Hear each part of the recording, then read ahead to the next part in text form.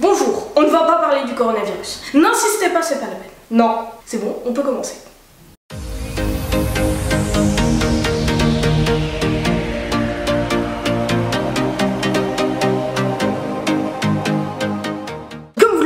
Avec la miniature et le titre, je vais vous parler de la Chine. Quelle perspicacité vous avez! Donc je suis allée il y a 3 ans quand j'avais 11 ans, j'étais petite et moche à l'époque, en Chine avec ma soeur, mon frère et mes parents.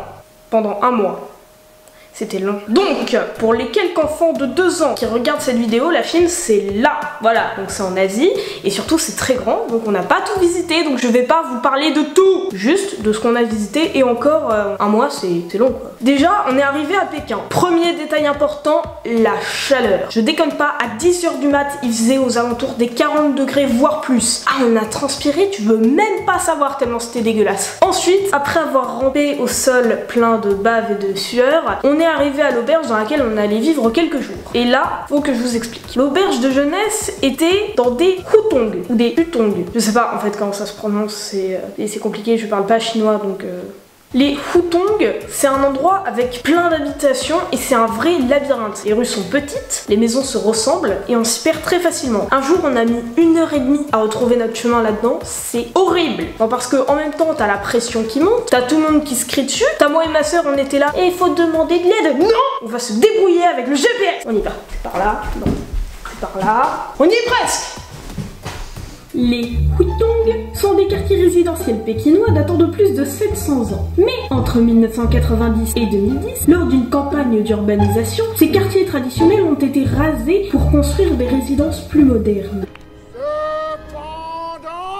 En 2016, le gouvernement chinois a décidé de rénover certains de ces quartiers survivants et d'en faire des éléments patrimoniaux. C'est-à-dire... Ouais bon c'est bon, on a compris, c'est une machine à fric pour attirer les touristes. Donc, je disais, après avoir découvert là où on allait passer les 10 prochains jours, on est allé bouffer parce que franchement, on avait la dalle. Donc, on est allé au resto, et là aussi, il faut que je vous explique. J'ai comme une impression de déjà vu. Toi, tais-toi. Donc je disais, les repas. Déjà, faut savoir qu'un repas en Chine, ça a rien à voir avec un repas en France. Déjà, c'est pas des plats individuels. Chacun prend un plat, certes, mais on les met tous au milieu de la table et comme ça, tout le monde peut se servir d'un petit peu de tout. Alors, imaginez un peu la tête des restaurateurs lorsqu'on a commandé 5 plats extrêmement pimentés. Et imaginez ensuite notre tête lorsqu'on a goûté les 5 plats extrêmement pimentés. Pour vous donner une petite comparaison, c'est comme si une famille de 5 gros teubés commandait 5 raclettes pour une personne au lieu d'une raclette pour 5 personnes.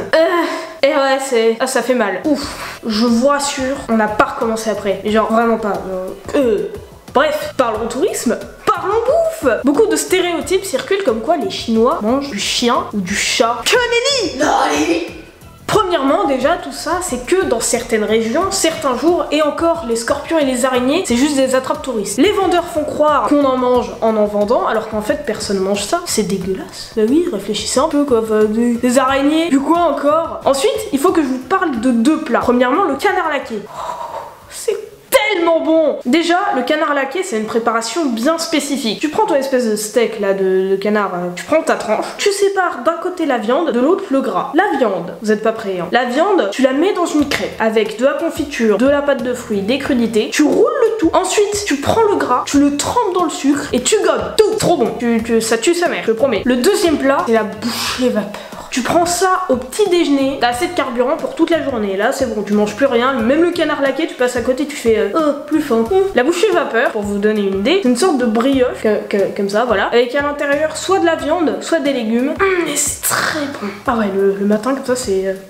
Ah parce que oui, je vous ai pas expliqué. Le petit-déj se prend dans la rue et c'est du salé. Bah oui, des tartines confiture, beurre et tout, c'est quoi? Bouchée vapeur, c'est bien meilleur, hein. Je te promets, moi j'adore ça. Bref, tout ça pour dire que la nourriture en Chine, ça a rien à voir avec la nourriture en France. Bref, continuons la visite. Je vais pas parler de Pékin plus que ça parce que c'est quand même très connu. Et en Chine, il y a plein d'autres endroits incroyables. Surtout que la Grande Muraille de Chine, la Cité Interdite, les temples, les jardins, il y a beaucoup trop de personnes qui en parlent. Et franchement, je vais pas m'attarder dessus. Je vais pas non plus trop m'attarder sur Shanghai parce que c'est ultra connu aussi. On y est allé pas si longtemps que ça et on n'a pas vu grand chose. Donc je vais juste raconter 2 ou 3 petites anecdotes.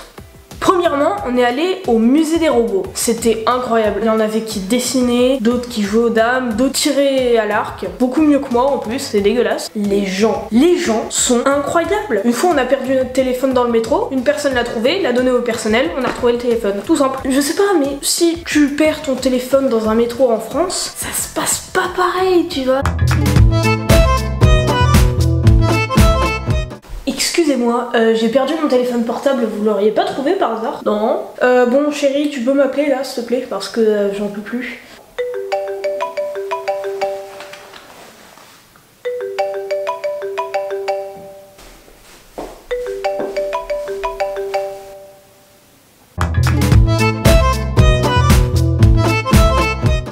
Excusez-moi monsieur, est-ce que vous avez vu mon téléphone portable? Non.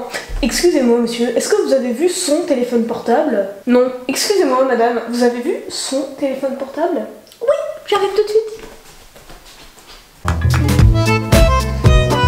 Bref, tout ça pour dire que les gens là-bas sont hyper sympas. Ensuite, on est allé dans une petite ville assez connue qui s'appelle Dali et on a galéré. Mais genre galéré grave. Tu peux pas autant galérer pour trouver ton hôtel. Impossible. On a galéré comme jamais. Mais je te promets, on a passé la nuit dehors limite. Déjà, il était 20h, 21h. Donc on était fatigués, on avait toujours pas mangé, on avait envie de dormir. Pour vous donner une idée, on arrive, on se dit qu'on va faire un petit peu de tourisme et en même temps on va se rapprocher de l'hôtel pour pouvoir aller dormir. Donc on se dit qu'on va faire du tourisme au centre de la ville, dans le quartier traditionnel. Et pour accéder à ce quartier traditionnel, il y a 4 portes. Nord, sud, est, ouest. Facile à retenir. Et là on a galéré à trouver la bonne porte, on a traversé, on s'est dit c'est pas la bonne porte, on fait demi-tour, on change de porte, on arrive. C'était très grand. On s'est dit qu'on allait y aller en taxi. Le taxi nous a refusé parce qu'on était 5 et qu'il pouvait porter que 4 personnes. Mes parents étaient tellement désespérés qu'ils se sont demandé s'ils allaient pas me laisser sur le trottoir. Puis bien sûr, on a mis tellement de temps à trouver le taxi, à ce qu'ils nous refusent, à appeler l'office de tourisme, à dire oui allô on trouve pas l'hôtel, bon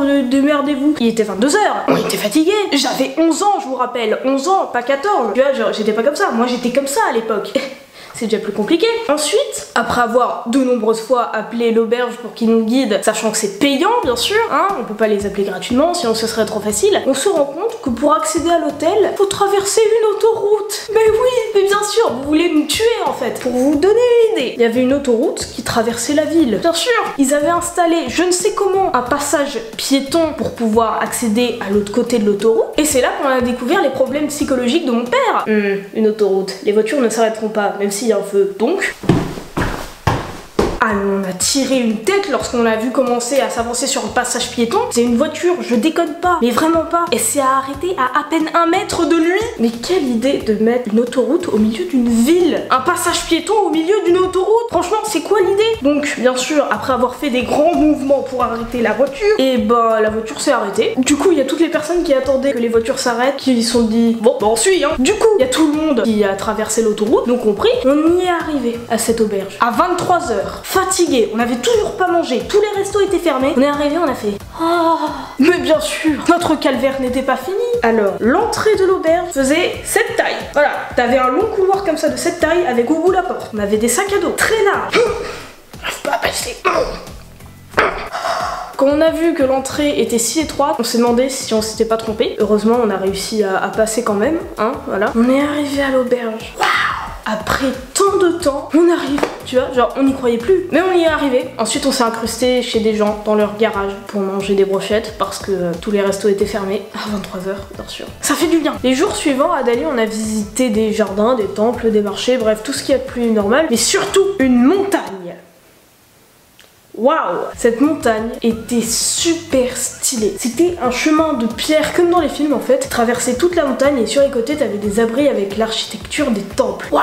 Mais, bah oui, parce qu'il y a toujours un mais, il y avait des petits problèmes. Premièrement, il y avait du brouillard donc on n'avait pas accès à la vue. Deuxièmement, il pleuvait et le portable de ma soeur en a fait les frais. Et troisièmement, on a rencontré un joli petit animal qui était tout simplement la salamandre la plus venimeuse du monde. Qu'est-ce qu'elle était chou! Je me rappelle, elle marchait comme ça.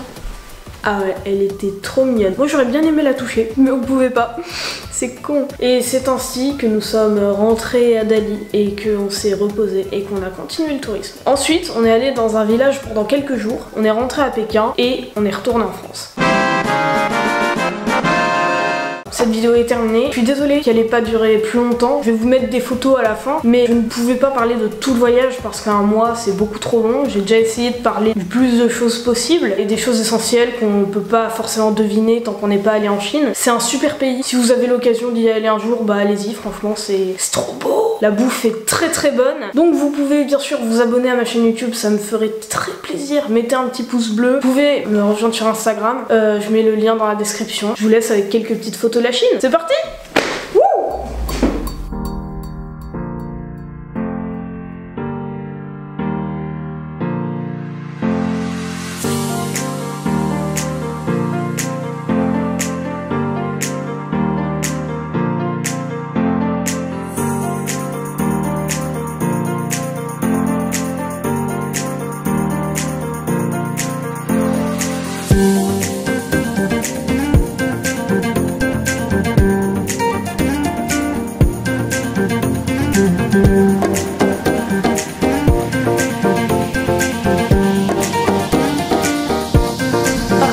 Je me suis fait mal.